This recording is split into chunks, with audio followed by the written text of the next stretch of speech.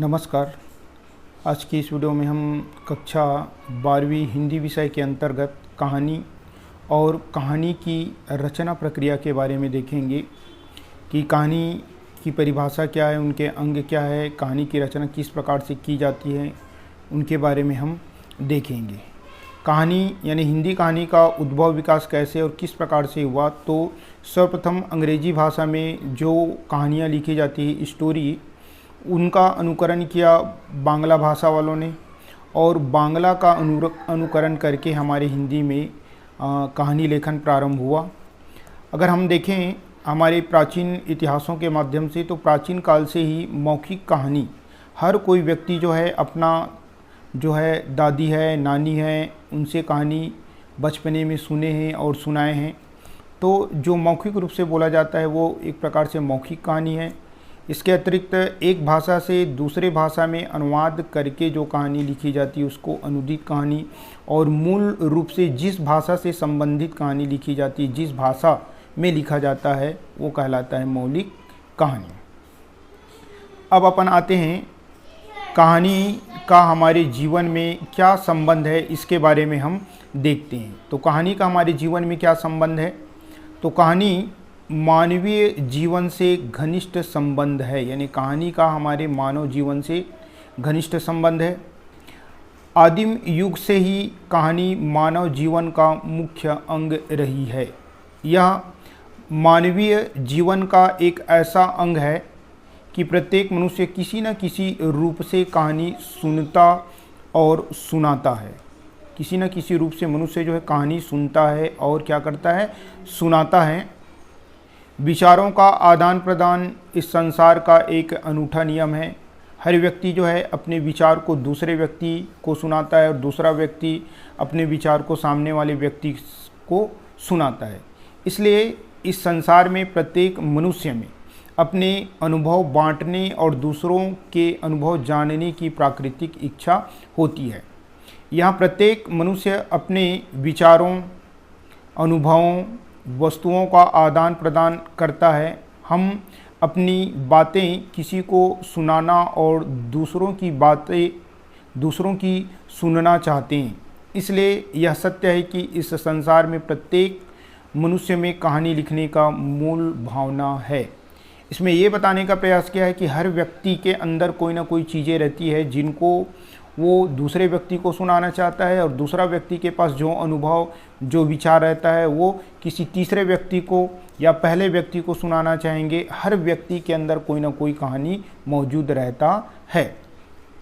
दूसरा सत्य यह है कि कुछ लोगों में इस भावना का विकास हो जाता है और कुछ लोगों में इसे विकसित करने में सामर्थ्य नहीं होते। यानी कुछ व्यक्ति ऐसे हैं जो इनको विकसित करता है और विकसित करने के बाद उसमें परिपूर्ण हो जाता है, और कुछ इनको विकसित नहीं कर पाता। इस प्रकार हम कह सकते हैं कि कहानी का मानवीय जीवन से अटूट संबंध है। यानी कहानी का मानव जीवन से क्या संबंध है, अगर बोला जाए तो आदिकाल से वर्तमान काल तक भी कहानी लोग सुनते सुनाते आए हैं। अब आगे बढ़ते हैं। जैसे कहानी के बारे में जिक्र किया तो तीन रूप से कहानी हमको मुख्य रूप से मिलता है। एक है मौखिक कहानी जो डायरेक्ट सुनाया जाता है, दूसरा है अनुदित यानी एक भाषा से दूसरे भाषा में अनुवाद करके, और तीसरा है मौलिक यानी जिस भाषा में है उसी भाषा से रचना किया गया हो वो। तो प्राचीन काल में मौखिक कहानी की लोकप्रियता का कारण क्या थे? प्राचीन काल में जो मौखिक कहानी था वो काफ़ी प्रसिद्ध था। उनकी लोकप्रियता का कारण क्या है, तो निम्नलिखित कारण है। पहला, प्राचीन काल में संचार के साधनों की कमी था।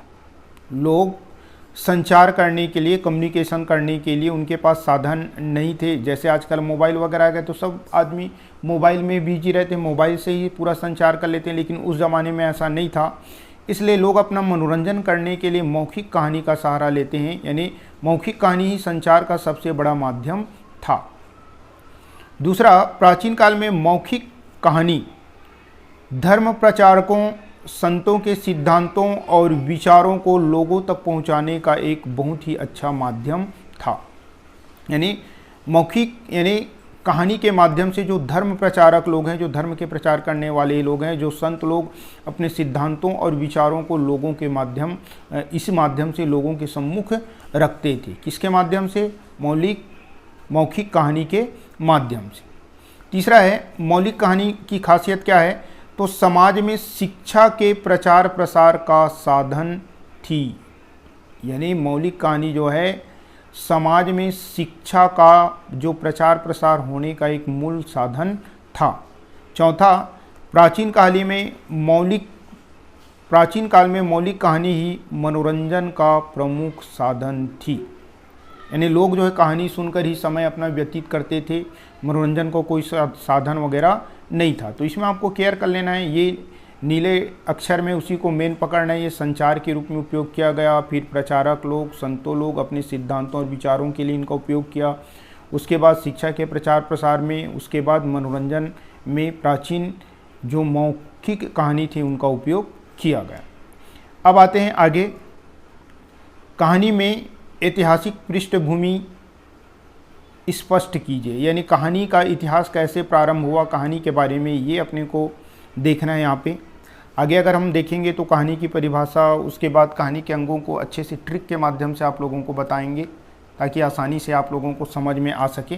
क्या पता ये भी एक प्रश्न बन जाए, ऐसे करके मैं इन प्रश्नों को लेकर आगे बढ़ा हूँ। उसके बाद परिभाषा, फिर अंगों को समझाया जाएगा। तो कहानी के इतिहास पर नोट्स लिखे या कहानी की जो ऐतिहासिक पृष्ठभूमि है उनको स्पष्ट कीजिए। तो कहानी का इतिहास उतना ही पुराना है जितना मानवीय इतिहास है। यानी मनुष्य का इतिहास जहाँ से प्रारंभ हुआ है वहीं से कहानी का भी इतिहास है, क्योंकि कहानी मानवीय स्वभाव और प्रकृति का अटूट हिस्सा है। कहानी सुनने सुनाने की प्रवृत्ति मनुष्य में आदिम युग से है।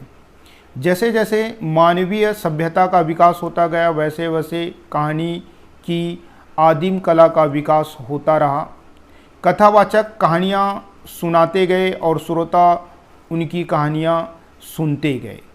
यानी कह सकते हैं कि जब से मनुष्य पैदा हुआ है तब से कहानी भी शुरू हो गया था। प्राकृतिक रूप से मनुष्य एक काल्पनिक प्राणी है। कल्पना करना मनुष्य का स्वाभाविक गुण है। धीरे धीरे सत्य घटनाओं पर आधारित कथा कहानी सुनते सुनाते मनुष्य में कल्पना का सम्मिश्रण होने लगा। यानी मनुष्य जो है सत्य घटनाओं को सुनाते थे, फिर धीरे धीरे काल्पनिक जो कहानियाँ थी उनका भी उसमें सम्मिश्रण होने लगा, क्योंकि प्रायः मनुष्य वह सुनना चाहता है जो उसे प्रिय है। प्राचीन काल में किसी घटना, युद्ध, प्रेम आदि के किस्से सुनाए जाते थे और श्रोता इन किस्से कहानियों को आनंद पूर्वक सुनते थे। धीरे धीरे किस्से की कहानियों का रूप धारण ग्रहण कर लेते हैं। यानी कोई भी किस्सा वगैरह है वो धीरे धीरे कहानी का रूप धारण कर लेता है। इस प्रकार कहानी कला का धीरे धीरे विकास हुआ। यानी कहानी के इतिहास में अगर जाएं कि जब से मनुष्य पैदा हुआ है तब से कहानी शुरू हुआ है। जैसे जैसे मनुष्य विकास करता गया वैसे वैसे कहानी भी विकसित होता गया। शुरू में लोग जो है प्रकृति से संबंधित काल्पनिक जो कहानी सुनते थे, फिर बाद में धीरे धीरे सत्य घटनाओं पर आधारित कहानी सुनने लगे, फिर दोनों का मिक्स हुआ और जैसे जैसे मनुष्य आगे बढ़ते गए वैसे वैसे कहानी भी आगे बढ़ते गए। फिर बाद में घटना पर आधारित युद्ध और प्रेम से संबंधित कहानी सुनाए जाने लगे, जिसमें लोगों की रुचि बढ़ते गए और इस प्रकार से धीरे धीरे कहानी का क्या हुआ, विकास हुआ। आगे आते हैं अपन कहानी की परिभाषा। ठीक है, कहानी की परिभाषा में देखते हैं कि कहानी साहित्य की एक ऐसी गद्य विधा है। यानी गद्य की विधा, गद्य की विधा के अंतर्गत मूल रूप से 6 आते हैं। अब कहानी भी उनमें से एक हमारे पास क्या है, विधा है, जिसमें जीवन के किसी एक अंग विशेष का मनोरंजन पूर्ण चित्रण किया जाता है। कहानी एक ऐसी साहित्यिक विधा है जो अपने सीमित क्षेत्र में पूर्ण और एवं स्वतंत्र है। यानी जिस क्षेत्र में है, जिस सीमित क्षेत्र में है ये वो पूर्ण रूप से और क्या है, स्वतंत्र है, प्रभावशाली है। कहानी में मानव जीवन की कथा होती है। अलग अलग विद्वान और लेखक कहानी के अलग अलग परिभाषा देते हैं, यानी जैसे जैसे विद्वान आते गए, लेखक आते गए, वे अपने विचार रखते गए और कहानी की इन लोगों ने अलग अलग परिभाषा दिए। कहानी की परिभाषा को लेकर एक निष्कर्ष पर नहीं पहुंच सकते कि वास्तव में कहानी का क्या परिभाषा होना चाहिए। ऐसे अगर सोचेंगे तो सारे जो विचारक है, जो लेखक है, साहित्यकार हैं, जो विद्वान हैं, उनके परिभाषा अलग अलग हैं। तो यहाँ पे हम कुछ परिभाषाएं देखेंगे।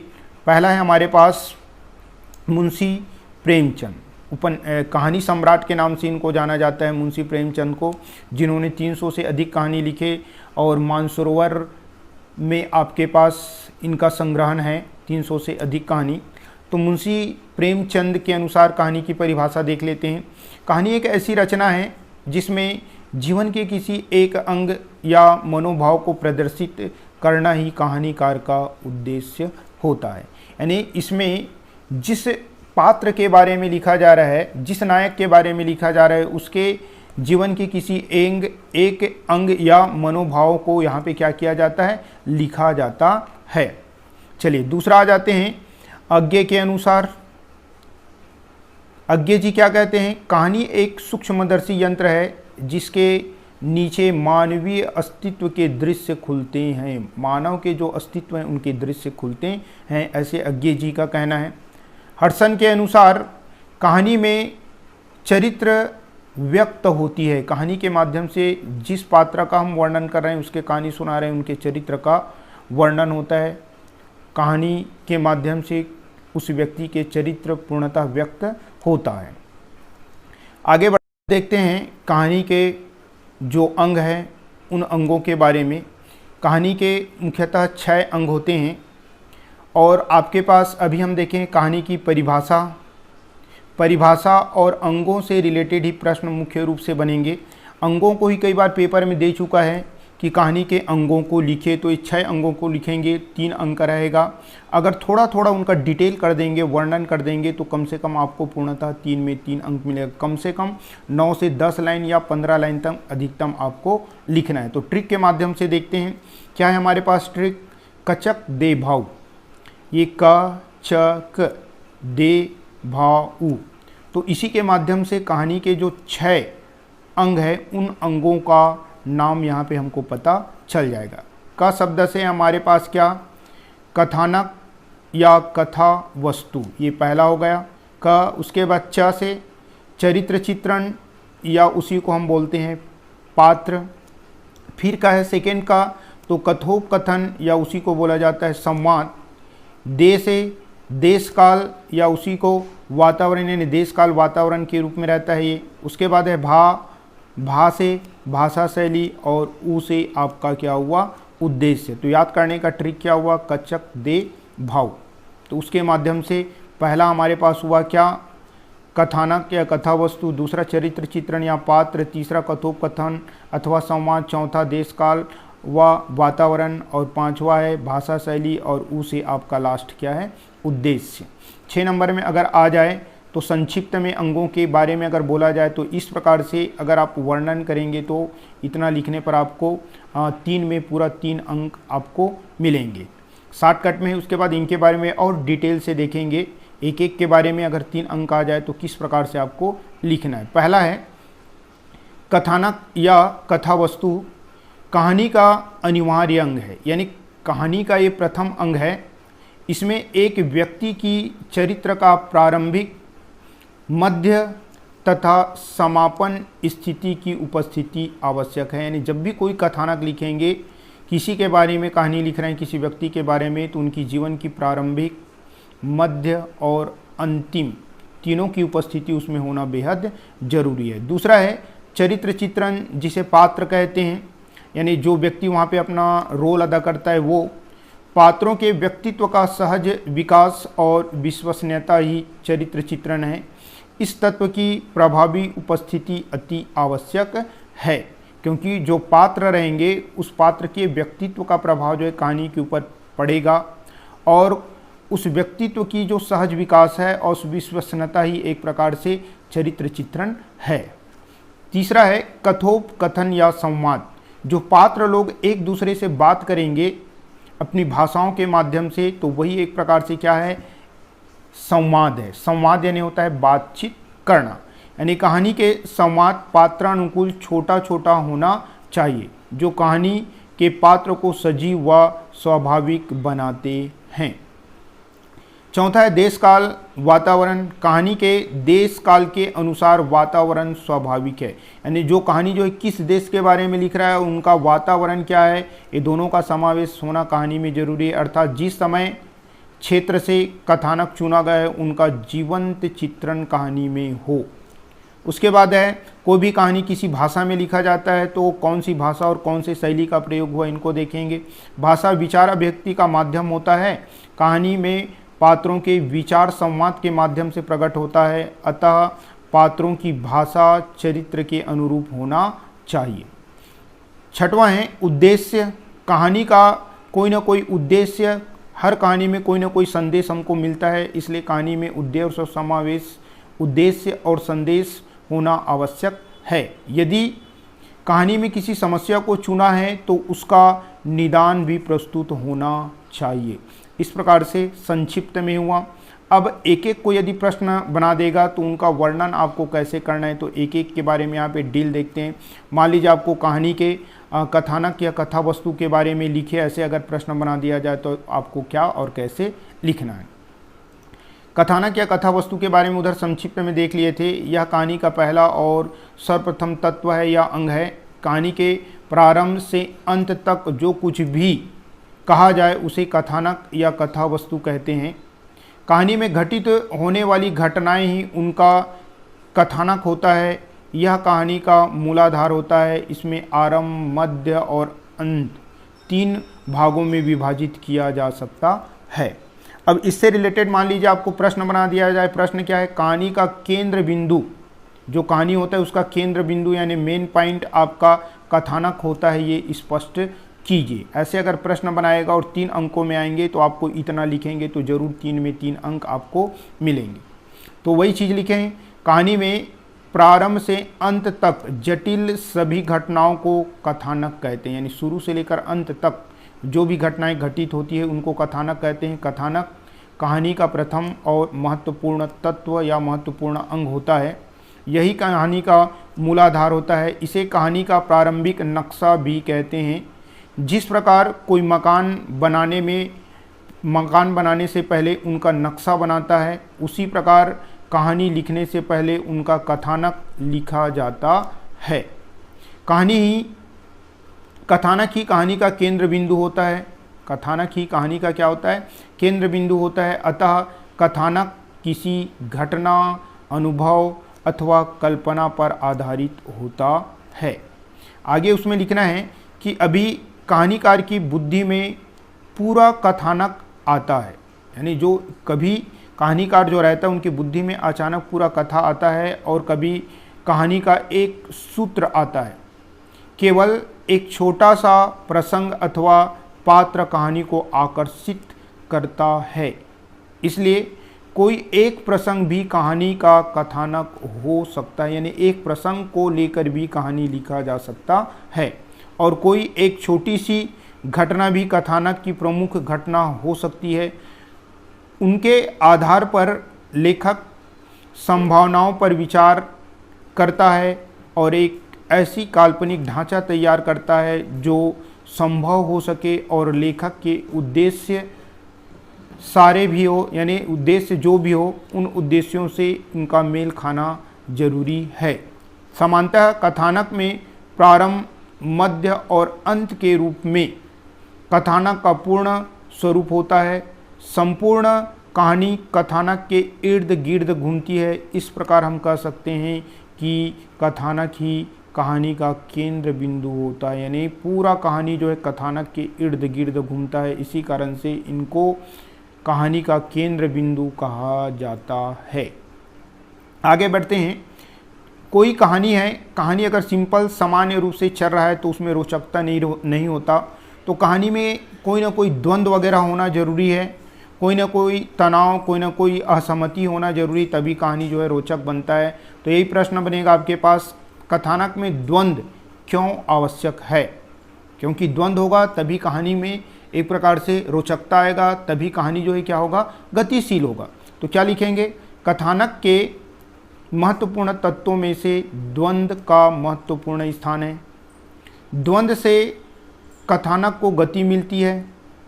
मान लीजिए अगर कोई भी दो व्यक्ति किसी बात पर सहमत हो जाए, उनके बीच कोई असहमति नहीं है, तो द्वंद्व कैसा होगा। दोनों सहमत हो गए तो द्वंद्व हो ही नहीं सकता।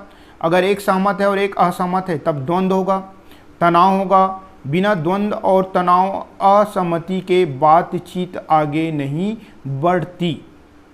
इसलिए द्वंद्व और तनाव और असहमति तो कहानी का आरंभ से आगे बढ़ेगी, यानी आराम से कहानी को क्या करेगा, आगे बढ़ाने का काम करेगा कौन, द्वंद्व। कहानी में द्वंद्व दो विरोधी तत्वों या टकराव या किसी की खोज में आने वाली बाधाओं, अंतर्द्वंद उद्वेलन के कारण ही जन्म लेता है। कहानीकार अपने कथानक में द्वंद्व के बिंदुओं को जितना स्पष्ट रखेगा, कहानी भी उतनी ही सफलतापूर्वक आगे बढ़ेगा। यानी कहानी में जो द्वंद्व रहता है, जो टकराव की स्थिति रहता है, जो तनाव की स्थिति रहता है, जो असहमति की स्थिति रहता है, वही कहानी को आगे बढ़ाने का काम करता है। ये देख लेंगे आप लोग, इतना पर्याप्त है 3 अंकों में लिखने के लिए। तो कथानक के बारे में हुआ। अब दूसरा है हमारे पास क्या, चरित्र चित्रण या पात्र योजना। इसके बारे में देखते हैं। यह कहानी का दूसरा प्रमुख तत्व है। कहानी में पात्र योजना कथानक के अनुरूप होनी चाहिए। कहानी में नायक नायिका दोनों प्रमुख पात्र होते हैं, अन्य उनके सहायक पात्र होते हैं। पात्रों के द्वारा ही लेखक अपना उद्देश्य स्पष्ट करता है और समाज को क्या देता है, संदेश देता है। यानी पात्र के माध्यम से जो नायक और नायिका मेन होता है, अन्य जो सहायक पात्र होते हैं, और इन्हीं के माध्यम से लेखक अपने कहानी का उद्देश्य और संदेश को समाज के सम्मुख रखता है। तो कहानी में पात्रों और चरित्रों का क्या महत्व है, तो किस कारण से महत्व है, तो इनको देखते हैं। पहला, पात्र कहानी का मूलाधार, यानी मेन आधार जो है पात्र होता है। दूसरा, पात्र कहानी को गतिशीलता प्रदान करती। पात्र अगर आप बातचीत करेंगे तो उसके माध्यम से कहानी जो है आगे बढ़ता है, गतिशील होता है। तीसरा है, पात्र कहानी का उद्देश्य स्पष्ट करता है, यानी पात्र के माध्यम से कहानी का उद्देश्य स्पष्ट होता है और इन पात्रों के माध्यम से ही पाठक को कोई ना कोई संदेश कहानी के माध्यम से मिलता है। पांचवा है, पात्र कहानी को समापन की ओर ले जाता है। तो इसमें अपन देखें तो चरित्र चित्रण का मेन महत्व क्या है, कहानी के उद्देश्य को स्पष्ट करता है, कहानी के संदेश को बताता है और कहानी को समापन की ओर पात्र जो है ले जाते हैं। तो ये पात्र हुआ। तीसरा आ जाते हैं कथोपकथन, या जिसे हम क्या बोलते हैं, संवाद कहते हैं। उनके बारे में देख लेते हैं। संवाद का शाब्दिक अर्थ है परस्पर बातचीत। कहानी में पात्रों के बीच परस्पर बातचीत होती है, यानी बातचीत को हम संवाद अथवा कथोपकथन ही कहते हैं। यह कहानी का तीसरा और महत्वपूर्ण तत्व होता है। संवाद पात्रों के चरित्रों का उद्घाटन करते हैं तथा कहानी का विकास करते हैं। इसलिए संवाद योजना सहज, सरल, स्वाभाविक और पात्रानुकूल होना चाहिए। पात्र के आधार पर सरल, सहज जो है उनके बातचीत होने चाहिए। तो कहानी में संवाद योजना कैसी होना चाहिए स्पष्ट कीजिए। तो जो चीज़ें यहाँ पे बताई गई उसी को लिखेंगे। पहला कि कहानी में जो संवाद योजना है सहज और सरल होना चाहिए, सहज और सरल होना चाहिए। दूसरा, संवाद योजना जो है स्वाभाविक होना चाहिए, पात्र एक दूसरे से बात करते रहना चाहिए। संवाद योजना पात्र अनुकूल, यानी पात्र के अनुकूल होना चाहिए। संवाद योजना जो विषय पर आधारित कहानी है उस विषय के अनुरूप होना चाहिए। संवाद योजना जो है रोचक होना चाहिए, कहानी में रोचकता पैदा कर दे, ऐसे संवाद होना चाहिए। छठा है, संवाद जो योजना है कैसा होना चाहिए, संक्षिप्त होना चाहिए। लंबे लंबे संवाद यानी बातचीत ना होकर छोटे छोटे वाक्यों के माध्यम से बातचीत होना चाहिए। इस प्रकार से नीले में लिखे, उनको आप गहराई से देखेंगे। उसके बाद है कहानी के पात्रों में द्वंद्व का क्या महत्व है, यानी पात्रों के बीच जब द्वंद्व होता है तो कहानी को गतिशीलता मिलता है, कहानी अपने उद्देश्य और संदेश की ओर आगे बढ़ता है। तो यहाँ पे क्या देने का प्रयास किया है, पात्रों का द्वंद्व कथानक को गतिशीलता प्रदान करता है, पहला।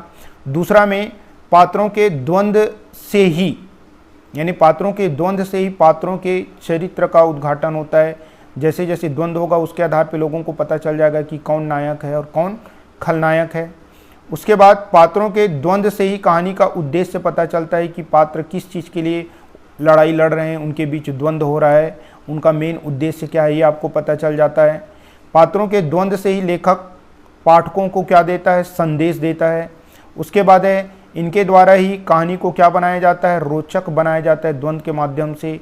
और लास्ट है हमारे पास क्या, पात्रों के द्वंद्व के माध्यम से ही पाठकों के अंदर जिज्ञासा उत्पन्न किया जाता है, तभी पाठक जो है कहानी को पढ़ते हैं और उनकी जिज्ञासा ताकि शांत हो सके। चौथा है देश काल और वातावरण। यह कहानी का चौथा प्रमुख तत्व है, प्रमुख अंग है। देश काल और वातावरण के तात्पर्य परिस्थितियों और समय से है। इनके द्वारा कहानी में घटित घटनाओं की परिस्थितियों तथा वातावरण का बोध होता है। कहानी में देश काल वातावरण कथानक के अनुरूप होना चाहिए तथा घटनाओं में समन्वय होना चाहिए। अब देश काल वातावरण से रिलेटेड क्या प्रश्न बन सकता है, देश काल और वातावरण का कहानी लेखन में किस प्रकार आवश्यक है, यानी दोनों चीज़ जो है कहानी लेखन में किस प्रकार आवश्यक है, इनको हम देखते हैं। तो क्या है, देश काल और वातावरण कहानी का महत्वपूर्ण तत्व है। इसका कथानक से सीधा संबंध होता है। जब कहानीकार कहानी के कथानक का स्वरूप बनाता है तो तब वह कथानक को देश और वातावरण के साथ जोड़ता है। देश काल और वातावरण कहानी को प्रमाणित और रोचक बनाने में बहुत आवश्यक है। कहानी लेखन में पात्र, प्रत्येक घटना और पात्र का समस्या का अपना देश और वातावरण होता है। यदि कथानक की घटनाएं, यदि जो कथानक होती है उसकी घटनाएं देश काल और वातावरण में मेल नहीं खाती तो वह कहानी असफल सिद्ध होती है। इसलिए कहानीकार जिस परिवेश में कहानी के कथानक को जोड़ना चाहता है उसे उस परिवेश की पूरी जानकारी होनी चाहिए। इसलिए हम कह सकते हैं कि देश काल और वातावरण कहानी लेखन का एक महत्वपूर्ण योगदान देता है। यानी देश काल वातावरण जो है कहानी लिखने में महत्वपूर्ण योगदान देता है कि जो भी पात्र वो चयन कर रहा है किस देश काल का है, यानी किस क्षेत्र का है और उनका वातावरण कैसा है और उन्हीं के अनुकूल कहानी लिखा जाना चाहिए। आगे बढ़ते हैं। पांचवा है भाषा शैली। कोई भी कहानी लिखेंगे तो उसमें कोई ना कोई भाषा और कोई ना कोई शैली का प्रयोग किया जाएगा। तो यहाँ पे है, यह कहानी का छोटा और महत्वपूर्ण तत्व है। कहानी में भाषा शैली सरल, सहज, स्वाभाविक, पात्रानुकूल, विषयानुकूल होना चाहिए। इसमें सहज और सामान्य शब्दावली का प्रयोग होना चाहिए। तो यानी हम देखेंगे कि कहानी में भाषा शैली कैसा होना चाहिए, भाषा शैली की क्या क्या विशेषता होनी चाहिए। तो यहाँ पे हम देखें सरल, स्वाभाविक, सहज, पात्रानुकूल, विषयानुकूल, इन्हीं चीज़ों को यहाँ पे हम विशेषता के रूप में देखेंगे। जैसे पहला है भाषा शैली सरल और सहज होना चाहिए। दूसरा भाषा शैली स्वाभाविक होना चाहिए। तीसरा भाषा शैली जो है पात्रों के अनुकूल होना चाहिए। चौथा इसके भाषा शैली जो है विषय अनुकूल यानी विषय के अनुकूल होना चाहिए। और जो प्रसंग पर कहानी लिखा जा रहा है उस प्रसंगानुकूल भी होना चाहिए। तो ये हो गया भाषा शैली की विशेषता। आगे बढ़ते हैं। जो हमारे पास छठवां तत्व है, लास्ट तत्व है, वो क्या है, उद्देश्य। यह कहानी का प्रमुख तत्व है। साहित्य में कोई भी रचना निरुद्देश्य नहीं होती। कोई भी रचना जो भी लिखा जाता है हर रचना का कोई ना कोई उद्देश्य होता है। वैसे ही कहानी लिखने का कोई ना कोई उद्देश्य होता है। बिना उद्देश्य के कहानी का कोई सार नहीं होता। प्रत्येक रचना का अपना कोई ना कोई उद्देश्य अवश्य होता है। इस प्रकार कहानी भी एक उद्देश्यपूर्ण रचना है। कहानी में लेखक अपने पात्रों के माध्यम से अपना उद्देश्य स्पष्ट करता है। ठीक है। उसके बाद आता है जो हमारे पास कहानी होती है उस कहानी का चरमोत्कर्ष यानी क्लाइमेक्स के बारे में, यानी कहानी में जो चरमोत्कर्ष होता है, क्लाइमेक्स होता है, उनका क्या तात्पर्य है, ऐसे करके प्रश्न बनाएगा। तो आपको उत्तर क्या देना है, इनको देख लेते हैं। ठीक है, किसी भी साहित्यिक रचना का सबसे महत्वपूर्ण तत्व होता है चरमोत्कर्ष, एकदम चरम बिंदु पर कहानी का पहुंचना। किसी भी स्थिति में कहानी के पाठक के लिए चरमोत्कर्ष हमेशा एक महत्वपूर्ण भूमिका निभाता है। उसी को जानने की लालसा में वह प्रारंभ से अंत तक उस कहानी में जुड़ा रहता है। अनेक घटनाओं, द्वंद्वों, मन स्थितियों से होती हुई कहानी जब परिणति तक पहुंचती है, अर्थात कहानी के सार, निचोड़, निष्कर्ष तक पहुंचती है, तब उस कहानी को लिखने या कहने का मंतव्य पूरा होता है। इस तरह के फाइनल को प्रायः ओपन कहा जाता है। परिणति पूरे काम अर्थात कहानी के समस्या का निष्कर्ष बनाती है। यह नियम सभी प्रकार के कलात्मक पाठ पर लागू होता है। यानी कहानी को एकदम चरम सीमा तक पहुंचाना बेहद ज़रूरी है, क्योंकि उसी चरम सीमा को प्राप्त करने के लिए पाठक जो है कहानी को पढ़ता है, उस कहानी को सुनने या पढ़ने में उनकी लालसा रहती है। उसके बाद है यहाँ पे अपन देख लेते हैं कहानी और कुछ प्रसिद्ध कहानीकारों का नाम यहाँ पे है हमारे पास। इनको भी हम ट्रिक के माध्यम से ही देखेंगे। तो देख लेते हैं क्या है हमारे पास कहानी और कहानीकार के नाम। जैसे आपको याद रखना है ट्रिक, प्रेमचंद्र की जय हो, प्रेमचंद्र की जय हो। इसके आधार पर अगर देखें, प्रेम से प्रेमचंद यानी मुंशी प्रेमचंद, जिसकी रचना है पंच परमेश्वर और पूस की रात। दूसरा है चंद्र, तो चंद्रधर शर्मा गुलेरी, इसकी रचना है उसने कहा था और सुखमय जीवन।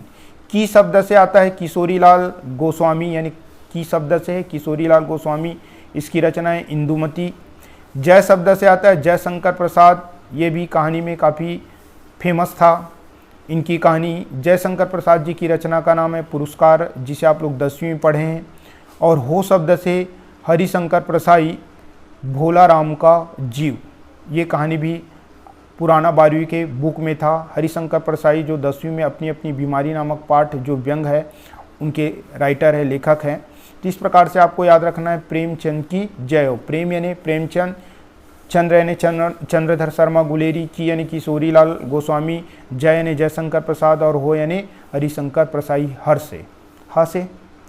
अब आ जाते हैं कहानी और नाटक दोनों में क्या अंतर हो सकता है, इसको हम यहाँ पे देखेंगे।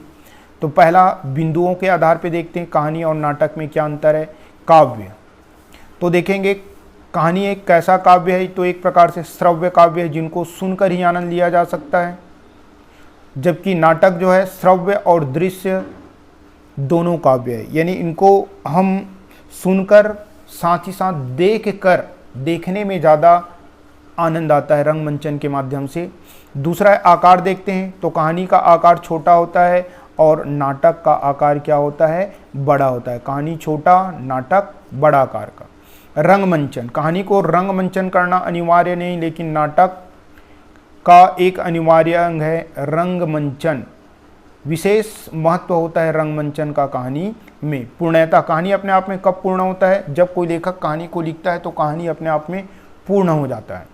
जबकि कोई भी नाटक लिखता है तो नाटक लिखने के साथ साथ उसका जब मंचन होगा, मंचन करने के दौरान जब उसे लोग पसंद करेंगे तब वो सार्थक होगा, सही कहानी माना जाएगा।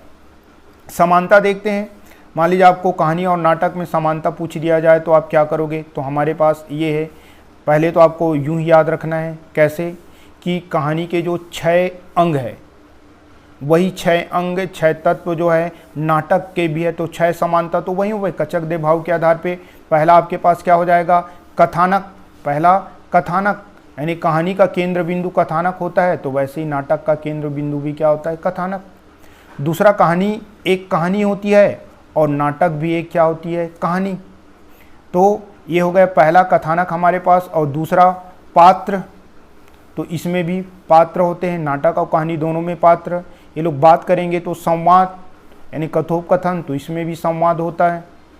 उसके बाद अगर देखें आपके पास उद्देश्य, तो इसमें भी उद्देश्य होता है, इसमें भी उद्देश्य होता है, दोनों में चरमोत्कर्ष होता है, ये भी हो गया।